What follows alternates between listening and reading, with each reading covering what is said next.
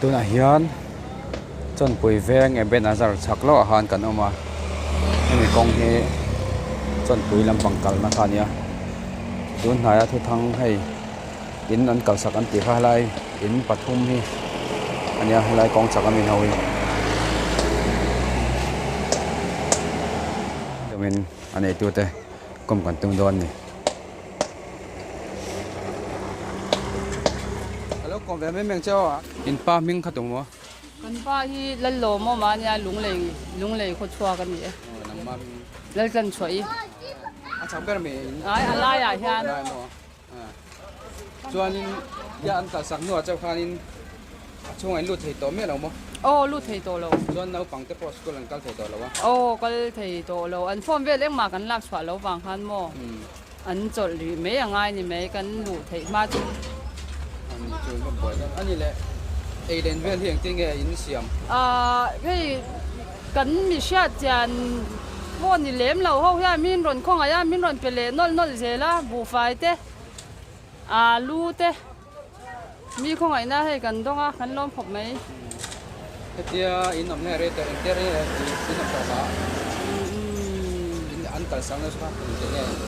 ni thum tun kha ni thum char sar tu na mi om top mai ti hian chuan enge in tho ve nang mani hei rora kan chu thina rora kan ai zon na berania in pa te pon ran chu te ro kan pa tak hi chu mi motora khalamo ani hi chu pick up khala tuna tak hi chuan atlan chuak aniang fine jang en nei pali a upa ber hi kum sari ania ate ber hi kum khat school eng main kal to lo ti hian kan nu kan om top mai kan chung in chuan za na khanin helai kot lai vel han riak mai mai thin khan tia mi jang kamar phe dang kha ti te cái mà ni nấu bom ho hi chu in chung lama kan mu mo nấu pang ho an dam lo kan hlawa wang hian ei chenom te hian ani na min ria ti ra midang ho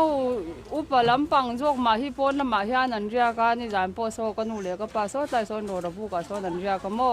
ei ko numeri te ku kholi te ne ani le tia nga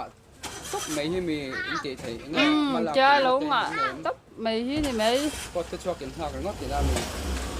ni deu top mai kan mi palam pang hian in ma chu muang chang chuan an la ve ve wa ke ni hi chu thil su chan soi chuak le thiam chi pok an ni chia lo ver ve kho chok kham ti chu ani mi ver ve kho chuak te kan nya ke ni hi kanu hi sam thang kho chuak kan ya mo kapa hi kho hai kho chuak ka di ve thunga chuan in sa som kwa pathum khan ai zo la hian kan pe ma ai zo hen pe ta hian in ron sa ti na mo ni lo ve ma chuan mi in kan lwa ta mo mi in lo in kan nom kwal ta din thar te zo tlang ate po kan nom to tho ta kan te lai kan no kan lai chuan ni kho kan sha ve len in ka sha chon ku ya hyang kan nom te ko ma tang nge la in sa hemi tak hi chu sang hi som pathum kha in pa ngai tak hi chu kan sakanya ma jong kha chu silpolin akan khor me me yang khan ta mo na pakhat kala zo le la e sarkar hian neng tin ne ma ti teng khateng e tumi khoi chu mi ki sakse ti mo na mani du su sa me nge sei tu ne revenue wa kan le khatang ber kha ni mei khamin hai chwa saksela chi chia kha a khongai na kan nge na ni chu sarkar khongai na in le kha chu revenue ala ta ti